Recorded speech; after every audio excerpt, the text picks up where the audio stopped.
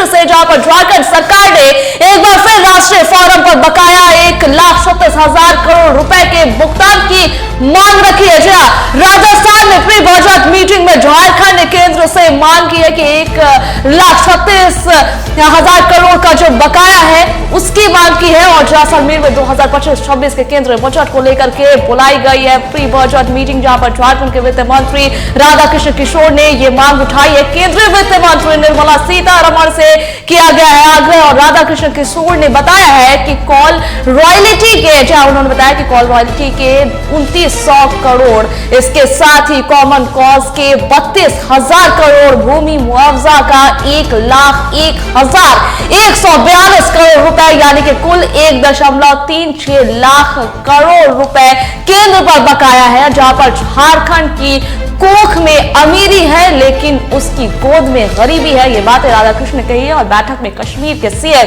आंध्र प्रदेश के सीएम, बिहार के deputy CM सहित देश भर के वित्त मंत्री और पदाधिकारी शामिल हुए। जहां पर केंद्रीय बजट में झारखंड ने स्वास्थ्य, शिक्षा, सड़क, रेलवे, भूगर्भ जल, पर्यटन, अल्पसंख्यक, सामाजिक सुरक्षा, ग्रामीण विकास, कृषि, पशुपालन में बजट बढ़ाने की मांग की है। तो बड़ी खबर राजधानी रांची से, जहां पर झारखंड सरकार ने एक बार फिर से राष्ट्रीय फोरम पर अपना बकाया यानी कि 1.36 लाख करोड़ रुपए के भुगतान की मांग रखी है।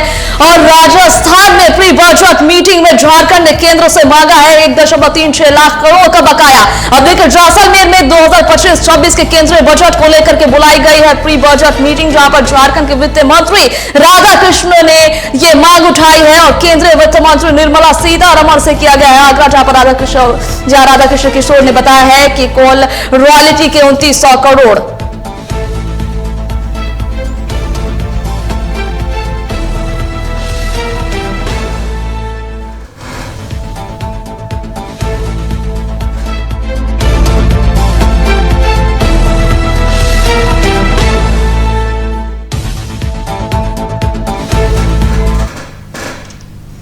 और इस पर और भी ज्यादा जानकारियां साझा करने के लिए हमारे साथ हमारे एग्जीक्यूटिव एडिटर राकेश कुमार जुड़ गए। हम उनका रुख करेंगे। जो राकेश, देखिए, झारखंड में एक मुद्दा है जो अभी काफी गरमाया हुआ है और राजनीति जो है अभी उसी के इर्द गिर्द घूम रही है, वो है बकाया राशि 1.36 लाख करोड़ रुपए की। अब देखिए, इस पर जो है मांग लगातार उठ रही है कि इसका भुगतान कर दिया जाए। जैसलमेर में प्री बजट मीटिंग बुलाई गई और वहां पर भी इस मुद्दे को उठाया गया और जो वित्त मंत्री हैं झारखंड के, उन्होंने आग्रह किया है कि इसकी भुगतान हो जाए। क्या जानकारी है? देखिए, जिस तरीके से सारी बात चल रही थी सभा, उसके बाद से ये माना जा रहा है कि अब भुगतान को लेकर जो प्रक्रिया है उसे कैसे लाया जा सकता है सामने, और साफ तौर पे कहा जा सकता है कि जब प्री बजट जब बैठक होती है और उस बैठक के बाद से बातचीत की जाए तो कहीं ना कहीं कहा जा सकता है उस बैठक में इस बात की चर्चा की गई है कि किस तरीके से राज्य का जो बकाया पैसा है वो राज्य को मिल सकता है। हेमंत सोरेन सरकार चुनाव के ठीक पहले भी कहीं ना कहीं बातचीत कर रही थी इस पे। चुनाव खत्म होने के बाद जैसे ही उनकी सरकार बनी है, इसके बाद से विभाग की तरफ से कानूनी चीजों को देखा जा रहा है कि आखिर कानूनी रूप से इसे कैसे मांगा जा सकता है, और साथ साथ उनकी पार्टी जो सत्ताधारी दल है उनकी तरफ से भी आवाज बुलंद की जा रही है। तो कहीं ना कहीं कहा जा सकता है कि बकाया राशि को लेकर जिस पर जहां सरकार अपनी बात रख रही है केंद्र सरकार के सामने, वही राजनीति भी तेज होती जा रही है। लेकिन सबसे बड़ी बात कही जा सकती है कि जब केंद्रीय स्तर पर प्री बजट को लेकर के बैठक बुलाई गई है, तमाम राज्यों के वित्त मंत्री वहां मौजूद हैं और ऐसे मौके पर राधाकृष्ण किशोर जो कि राज्य में वित्त मंत्री हैं मौजूद हैं। उन्होंने इस बैठक में इस बात को दलील देते हुए कहा है कि इस राशि के बाद से अगर कहा जाएगा कि इस राशि की अगर नहीं मिल पाती है तो काफी कुछ नुकसान होता नजर आ रहा है और राज्य की विकास की योजनाएं काफी प्रभावित हो सकती हैं। तो ऐसे में उन्होंने फिर से एक बार मांग की है। मुझे लगता है कि आने वाले समय में इस पर और भी चर्चा होगी, बातचीत होगी। हालांकि कानूनी पहलू की भी चर्चा चल रही है कि आखिर कानून के माध्यम से इसे कैसे लाया जा सकता है या फिर केंद्र सरकार इसे कानूनी रूप से कैसे देख सकती है।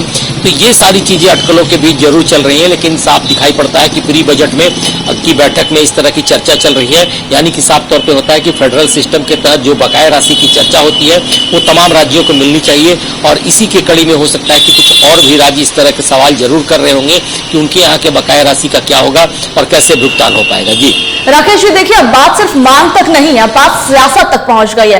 पहले जब इस मुद्दे को उठाया गया तो सियासत गरमाई। जो ट्वीट सामने आए तो हेमंत सोरेन ने, जब केंद्र की तरफ से इसको लेकर के जवाब दिया गया तो हेमंत सोरेन ने खुद एक पोस्ट किया और कहा कि अब बीजेपी सांसदों को भी इसको लेकर के आवाज उठानी चाहिए क्योंकि ये झारखंड के विकास का पैसा है।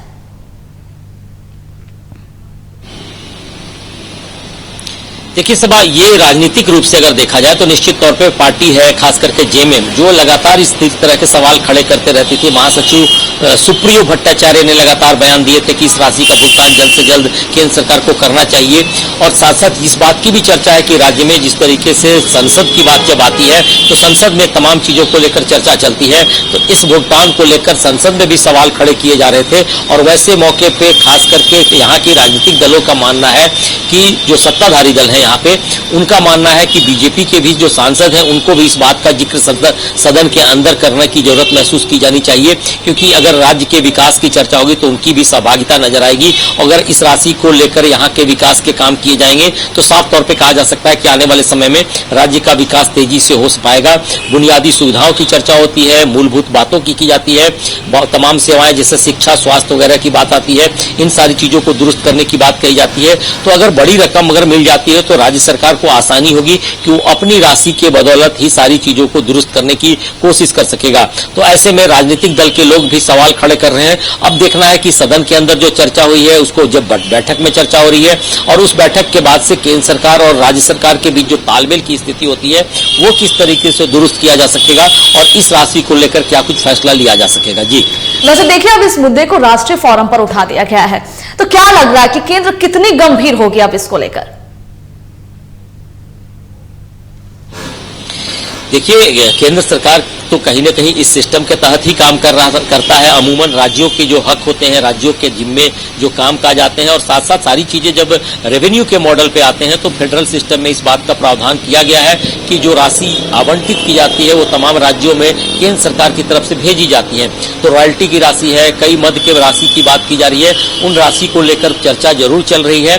और मुझे लगता है कि केंद्र सरकार भी इसका एक आकलन कर रही होगी कि तमाम राज्यों को देखते हुए जहां जहां इस तरह के मामले हैं उन राज्यों का भी आकलन किया जा रहा होगा और उसको किस तरीके से निपटाया जा सकता है इस पर भी चर्चा हो रही है, क्योंकि लंबे समय से ये बकाये की बात कही जा रही है। और मेरी जो जानकारी है कि कानूनी स्तर पे जो बातचीत हुई है उसमें 2005 के बाद से जो रकम की बात है उसे फेज वाइज में देने की बात आ रही है। कोर्ट के आदेश के बाद से सारी चीजें हो सकती हैं। तो केंद्र सरकार की भूमिका भी काफी अहम है और केंद्र सरकार निश्चित तौर पे इसे गंभीरता से लेगी और निर्धारित समय के साथ सारी चीजों को पूरा करने की जरूर कोशिश करेगी। ऐसी परिकल्पना की जा सकती है, क्योंकि इसी के साथ फेडरल सिस्टम भी जिंदा रह सकता है और विकास की बात भी हम कर सकते हैं। जी बहुत शुक्रिया राकेश, आपका जानकारियां साझा करने के लिए और हमारे साथ जुड़ने के लिए। तो देखिए